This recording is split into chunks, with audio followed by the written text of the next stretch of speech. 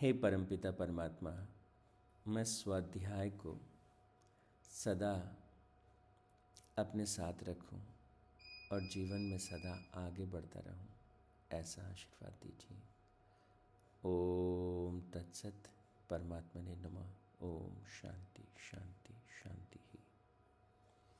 हम तैत्तिरीय उपनिषद में पहला जो भाग है शिक्षावल्ली, उस पर हम बात कर रहे हैं। अब तक हमने 9 अनुवाक जो है 10 अध्याय हमने किए। कैसे पढ़ाई करना चाहिए, कैसे हमको सीखना चाहिए, सीखने का तरीका क्या है। 9वें अनुवाक में जो बताया, इस चैप्टर में जो बताया शिक्षा किस लिए और कैसे प्राप्त होगी, तो उन्होंने कहा धर्म के पथ पर चलने से, धर्म के मार्ग पर चलना चाहिए। पहले मंत्र में ही कहा शास्त्र विहित कर्म नहीं करना चाहिए। तो ये वो मेथड्स हैं कि this is how we should go with. धर्म किसे कहते हैं, धर्म के पथ पर चलने की बात आएगी तो धर्म किसे कहते हैं, उसकी स्पष्टता होनी चाहिए। बिना उस स्पष्टता की तो बात बनेगी नहीं। तो हर उम्र में हमारा कुछ धर्म होता है, हमारा एक स्वभाव होता है, हमारा एक स्वधर्म होता है। मैं कौन हूँ, मैं कैसा हूँ, मेरे मन स्थिति क्या है और उसके अनुरूप मैं क्या कर सकता हूँ, कितना कर सकता हूँ, कैसे कर सकता हूँ। धर्म जो है, एक विद्यार्थी का धर्म है अध्ययन करना, एक शिक्षक का धर्म है अध्यापन कराना। तो ये धर्म का मतलब है हमारा जो मूल कर्तव्य है, हमारा जो मकसद, हमारा वो ध्येय, हमारा होने का एसेंस। अगर कोई हमसे पूछे why do you exist on this planet earth, आप इस पृथ्वी पर हो ही क्यों, और अगर आप इस पृथ्वी पर हो तो उसकी वजह क्या है, तो कोई इंसान कह सकता है मैं चाहता हूँ कि मैं आनंद से जीऊँ और दूसरों के साथ इस आनंद को बांटूँ। जो परमात्मा ने मेरे ऊपर कृपा की है उस सब पर वो कृपा करे। तो इस व्यक्ति का धर्म क्या हुआ, आनंद को बांटना, आनंद से जीना। So how to live a life. तो वो कहते हैं कि जब हम धर्म के पथ पर चलते हैं, जब हम अपने स्वभाव, अपने विचार, अपने कर्म के अनुसार अपने जीवन को जीते हैं, कब कौन सा समय है, किस क्या अवस्था है, मुझे कैसे करना है, तो वो कहते हैं वो धर्म के पथ पे चलेंगे तो शिक्षा को प्राप्त कर पाएंगे। आगे थोड़ा सा बढ़ते हैं। 10वें अनुवाक में क्या कहा, शिक्षा के लिए कैसे। तो पहले बताया शिक्षा क्या पढ़ना चाहिए, फिर बताया क्यों पढ़ना चाहिए, अब बता रहे हैं कैसे पढ़ना चाहिए 10वें अनुवाक में। तो 10वें अनुवाक में क्या कहा कि सबसे पहली बात तो ये समझो, जब आप कैसे पढ़ने की बात है तो समझो कि तुम अमृत स्वरूप हो, तुम प्रकाश युक्त हो, तुम श्रेष्ठ बुद्धि से युक्त हो। ये सबसे पहले समझो। अगर ये बात समझ में नहीं आती कि तुम श्रेष्ठ बुद्धि से युक्त हो और प्रकाश का तुम एक पुंज हो और अमृत स्वरूप हो,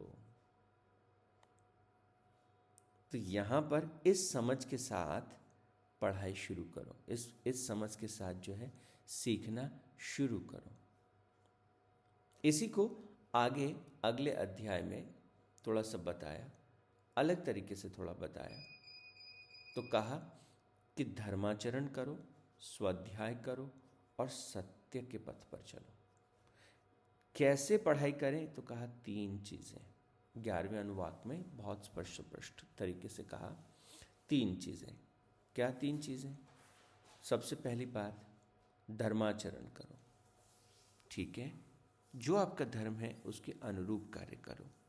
स्वाध्याय, लगातार स्वयं का अध्ययन और लगातार स्वयं के द्वारा अध्ययन, स्वाध्याय। सत्य बोलो। ये बड़ा, आज के युग में लोग मुझे कहते हैं कई बार, अरे नहीं ये तो बड़ा मुश्किल है। मुश्किल तो पता नहीं, लेकिन इसको बोलने का मज़ा बहुत है। अंदर से जो फील होता है, ओ गॉड, आपके पास कुछ नहीं है, अंदर कुछ छुपाने को नहीं, कुछ दबाने को नहीं, कोई चीज़ नहीं है जो भीतर से काटती है, तंग करती है। You are so happy from inside. तो आनंद बहुत है। एंड देन सत्य का जो साधना है, that connects you with the Cosmos, with the existence. तो आपके भीतर ना एक मीठा मीठा सा एक रस जो है वो बहता रहता है। You feel so light, you feel so happy. तो सत्य के पथ पर आगे बढ़ो। The moment we create complications, अरे इसका उसका ये वो, विद्यार्थी बहुत करते हैं ये सब। जैसे जैसे वो करते हैं तो एक माया जाल क्रिएट होता है, एक मेंटल फॉग क्रिएट होता है, मानसिक जो है उलझनें पैदा होती हैं और वो आपको दूर हटा देती हैं पढ़ाई से, सीखने से, सिखाने से। और धर्माचरण की बात की और स्वाध्याय की बात की। इन तीन चीज़ों के माध्यम से जो है वो हम शिक्षा को प्राप्त कर सकते हैं। थोड़ा सा और भी कहा, ऐसे कहने को चौथी जो बात कही उसमें कहा कि प्रमाद से बचें, क्योंकि प्रमाद जो है वो हमको भटका सकता है। तो वो कौन सी चीज़ें हैं जो अध्ययन से, सीखने से हमको रोक सकती हैं? तो उनमें सबसे पहले प्रमाद को कहा कि प्रमाद जो है, आलस जिसे कहेंगे, टाल मटोल करना जिसे कहेंगे, वो दिक्कत कर सकता है। और फिर अगले मंत्र में आपने सबने सुना होगा, पितृ देवो भव, आचार्य देवो भव, अतिथि देवो भव, मातृ देवो भव। ये तो सुना ही होगा सब लोगों ने। तो ये इसी तैत्तरीय उपनिषद में ही है। तैत्तरीय उपनिषद का जो पहला शिक्षावल्ली जो खंड है, उसके 11वें अनुवाक में, 11वें अध्याय समझ लीजिए, उसमें इसका जिक्र आता है। उसके 11वें अध्याय के दूसरे मंत्र में इसका जिक्र आता है। तो मातृ देवो भव, पितृ देवो भव, आचार्य देवो भव, अतिथि देवो भव। अब ऐसा सोचने से शिक्षा कैसे प्राप्त होगी?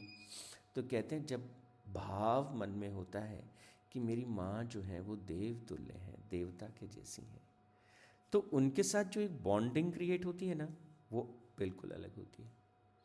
और वो जो बॉन्डिंग है, माँ ने जो जीवन में सीखा होगा, अपनी तकलीफ़ में, अपने दर्द में, अपने संघर्ष में, वो सारा बच्चों को सहज ही प्राप्त हो जाता है। पितृ देवो भव, अगर पिता को हम देवता की नज़र से देख सकें, ओ गॉड, तो बहुत सारी चीज़ें अलग लेवल पे हो जाती हैं। पर ऐसा मुश्किल है भाई, कैसे देखें? हम तो जज करते रहते हैं पेरेंट्स को, हम तो जज करते रहते हैं फ्रेंड्स को, हम तो जज करते रहते हैं हर रिलेशन को। तो मुश्किल है। पर यहाँ कहा कि एक विद्यार्थी के लिए, चाहे अगर आप बड़े भी हैं उम्र में और एक विद्यार्थी होना चाहते हैं और सीखना चाहते हैं और सीख के अपने जीवन को थोड़ा और सुंदर बनाना चाहते हैं, तो कहा मातृ देवो भव, पितृ देवो भव, आचार्य देवो भव। कि आचार्य जो है, जो आपको सिखा रहे हैं, जिस भी रूप में सिखा रहे हैं, जितना भी, देवता के समान है। तो ये भाव भीतर पैदा करना है। ये भाव जैसे जैसे भीतर प्रबल होता चला जाता है, उन्होंने कहा चीज़ें अपने आप अलाइन करती चली जाती हैं, ठीक होती चली जाती हैं। और अतिथि देवो भव भी कहा, जब भी कोई आए, जब भी किन्हीं से मिलें, you should have interactions, deep interactions, ask questions. तो हमारे आसपास के जो महत्वपूर्ण लोग हैं, उनके जीवन को देखना, उनको समझना, उनका अनुसरण करना। हाँ, तो लगातार ये कौन सी प्रक्रिया है? ये सीखने की प्रक्रिया है। और फिर थोड़ा आगे कहा कि सीखने की प्रक्रिया में और क्या करना चाहिए और क्या नहीं करना चाहिए। तो अगला जो तीसरा मंत्र में है, उसमें कहा क्या नहीं करना चाहिए। तो उन्होंने कहा कि जो हमारे कर्म हैं, वो दोषपूर्ण कर्म नहीं होने चाहिए। इसका क्या तात्पर्य है? दोषपूर्ण कर्म वो कर्म होते हैं जिन कर्मों की वजह से हमको बुरा महसूस होता है, गिल्ट होता है, अंदर तकलीफ होती है, परेशानी होती है। ऐसे कर्मों से हमें बचना चाहिए। नहीं तो ये कर्म क्या करेंगे? मन की शांति को डिस्टर्ब कर देंगे।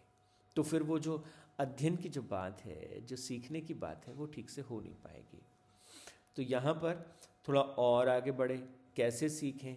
तो उन्होंने कहा कि श्रद्धापूर्वक, और जो ज्ञान है उसके दान के द्वारा सीखें। बताओ कितनी कमाल की बातें लिखी है ना इतने साल पहले। लेकिन जब आप ऐसा दान करते हैं, ज्ञान का दान करते हैं या जो आपके पास है उसका दान करते हैं, तो कहा कि मन में दानीपन का अभिमान नहीं आना चाहिए, क्योंकि दान लेने वाले स्वयं भगवान ही हैं। ओह गॉड, कितना प्यारा कहा। अब अगर एक टीचर ये सोच के क्लास में जाए कि मैं जो ये विद्या दान कर रहा हूँ, ये मेरे सारे बच्चे जो यहाँ बैठे हैं ये भगवान साक्षात मेरी क्लास में बैठे, ये भाव से भरकर अगर कोई टीचर क्लास लेगा, क्या क्लास होने वाली है, क्या सेशन होने वाला है। तो this is how you should study. ये सारे मेथड्स, ये सारे प्रोसेसेस हैं। और फिर थोड़ी थोड़ी चीजें विवेक पूर्वक, निष्काम भाव से, कर्तव्य समझ करके विद्या को ग्रहण कर। तो जीवन का जो दर्शन था बहुत ही हॉलिस्टिक दर्शन था।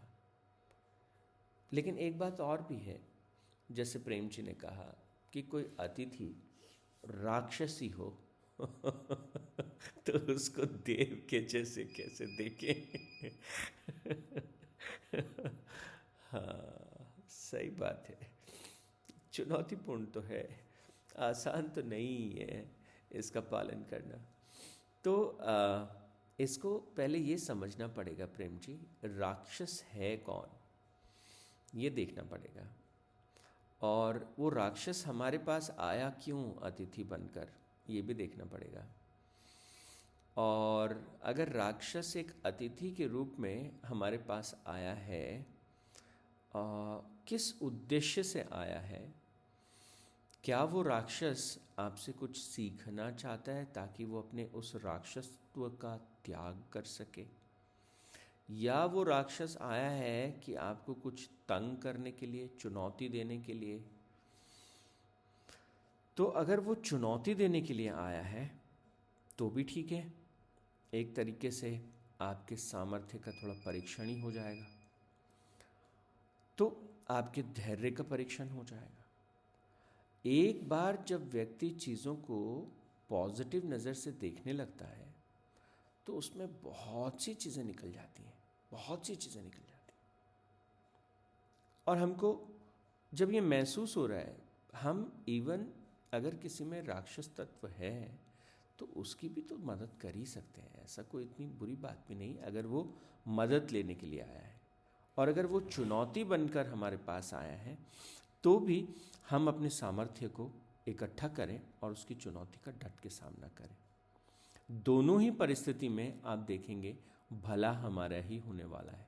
हमको एक अच्छा स्ट्रॉन्ग प्रतिद्वंदी मिला जिससे कि हम ये देख पाएँ कि हम जो कर रहे हैं, जो करना चाहते हैं, उसके प्रति हमारा कमिटमेंट का लेवल क्या है, हमारा उसके प्रति डगमगा तो नहीं रहे हम आसानी से। तो there are again different ways कैसे हमको उसे देखना चाहिए। तो कहा कि ये सारी बातें हैं। और फिर अंत में जो 11वां अनुवाक है, उसके 11वें अनुवाक के अंत में कहा कि शिक्षा क्या है। फिर प्यार से कह दिया अनुशासन ही शिक्षा है, अनुशासन ही शिक्षा है। अब इस अनुशासन ही शिक्षा है से क्या तात्पर्य है? अनुशासन शब्द को थोड़ा समझना पड़ेगा। अनुशासन शब्द से तात्पर्य है स्वयं के जीवन को निर्देशित करने का सामर्थ्य, capacity to direct your own life, कि हम अपने जीवन को दिशा दे सकें, अपने जीवन पर हम शासन कर सकें। हमारा शरीर पर हमारा शासन हो, हमारे मन पर हमारा शासन हो, हमारी ऊर्जा पर हमारा शासन हो, हमारे ध्यान पर हमारा शासन हो। वो जो शासन है दैट इज अनुशासन। और विद्या का जो तात्पर्य था, विद्या ग्रहण का जो मकसद था, वो यही रहा हमेशा से कि हम स्वयं को निर्देशित कर सकें, स्वयं को दिशा दे सकें, स्वयं को सही मार्ग की ओर ले जा सकें। तो ये शिक्षावल्ली को हमने सार रूप में समझा, जहाँ 3 प्रश्नों के उत्तर दिए गए। क्या सीखना है, कैसे सीखना है और क्यों हमें सीखना है, इन तीनों प्रश्नों को यहाँ सामने रखा है। शिक्षावल्ली का जो पहला खंड था उसको सार रूप में समझा। अब दूसरा भाग तैत्तिरीय उपनिषद का, उसका नाम है ब्रह्मानंद वल्ली। उसमें हमने क्या सीखना चाहिए? तो जीवन को जीने का पूरा जो रहस्य वो इसमें रखा है। पहले खंड में कहा सीखो, एक छोटा सा शब्द बोल देता हूँ, सीखो। और दूसरे खंड में कहा जियो, learn and live. If you want to make it little better, learn में क्या कहा? How to learn, what to learn, why to learn. और अब इसमें कहा दूसरे भाग में ब्रह्मानंद वल्ली में कि अब आप क्या करें? जिए। कैसे जिए? जीने का क्या तरीका है? ये ठीक है। तो कहा कि जब आप सीखने की दिशा में गए थे, जब ब्रह्म ज्ञान आपने प्राप्त कर लिया, तो पहले मंत्र में कहा ब्रह्म ज्ञानी के जैसे जिए। ओ बाबा रे, जीने का ढंग कैसा होना चाहिए? एक ब्रह्म ज्ञानी कैसे जीता है, वैसे हमें जीना चाहिए। ब्रह्म ज्ञानी किसे कहेंगे? जिसने ये जान लिया कि सारा संसार वही ब्रह्म है, उस रूप में जिसने जीवन को देख लिया, दैट इज ब्रह्म ज्ञानी। तो एक ब्रह्म ज्ञानी की तरह से जिए। तो पहले जो बात की वो ब्रह्म विद्या की बात की, अब किसकी बात चल रही है? ब्रह्म ज्ञानी की बात चल रही है। ब्रह्म ज्ञान भी नहीं, ब्रह्म ज्ञानी, somebody जिसने आत्मसात कर लिया, ब्रह्म ज्ञान को पी लिया जिसने, उस तरीके से जीवन को जिए, उस भाव से जीवन को जिए। और कैसे जिए जीवन को? कि ब्रह्म ही सत्य है। ये जो चेतना हमारे भीतर है वही सत्य है। शरीर मिटता है, बदलता है, छूटता है। तो शरीर हम देख रहे हैं, जैसा भोजन हम कर रहे हैं उससे निर्मित हो रहा है। इस शरीर को चलाने वाला मन जो है वो भी बदल रहा है, बिगड़ रहा है, बन रहा है कंटिन्यूअसली। तो क्या करें? जीवन जीने के लिए उन्होंने कहा सबसे पहले ब्रह्म ही सत्य है, इस बात को समझ लें कि मैं चेतना स्वरूप हूँ, मैं चैतन्य हूँ, इस बात के साथ जीवन को जिए। दूसरा, मैं ज्ञान स्वरूप हूँ। ज्ञान स्वरूप होने से मतलब क्या है? जो मैं जानता हूँ, मैं जो समझता हूँ, और जानने और समझने के लिए मेरे भीतर जो प्रज्ञा है वो मेरा सच्चा स्वरूप है। I am the consciousness. ये भाव के साथ मैं जी पाऊँ। और क्या कहा? कैसे जिए? अनंत हूँ, आई एम इनफाइनाइट। अनंत कैसे हो सकते हैं? गुरु जी बहुत बार कहते थे कि आप काल के परे हो। काल के परे कैसे हो सकते हैं? How one can be beyond time and beyond space. तो इस बात को कैसे जियो? तो वो कहते हैं कि आप अनंत हैं। अभी आप अपने शरीर को स्पर्श कीजिए। जब आप अपने शरीर को स्पर्श करते हैं तो जो आपकी अनुभूति है, जो जिन पदार्थों से ये शरीर बना है, ये पदार्थ चाहे वो हाइड्रोजन है, चाहे वो नाइट्रोजन है, चाहे जो छोटे छोटे मॉलिक्यूल्स हर तरह के, चाहे वो सल्फ़र है, कैल्शियम है, सारे जो न्यूट्रिएंट्स हैं, कार्बन है, इन सारे न्यूट्रिएंट्स एक ही चीज़ से बने और वह है सबएटॉमिक पार्टिकल्स। तो ये जिसे हम स्पर्श कर रहे हैं, ये सारे एटम्स एंड मॉलिक्यूल्स कहाँ बने? आज से करीब करीब 1380 करोड़ साल पहले, 1350 करोड़ साल पहले। आज से छोटे छोटे छोटे छोटे ये जो कण हैं वो सृजित हुए।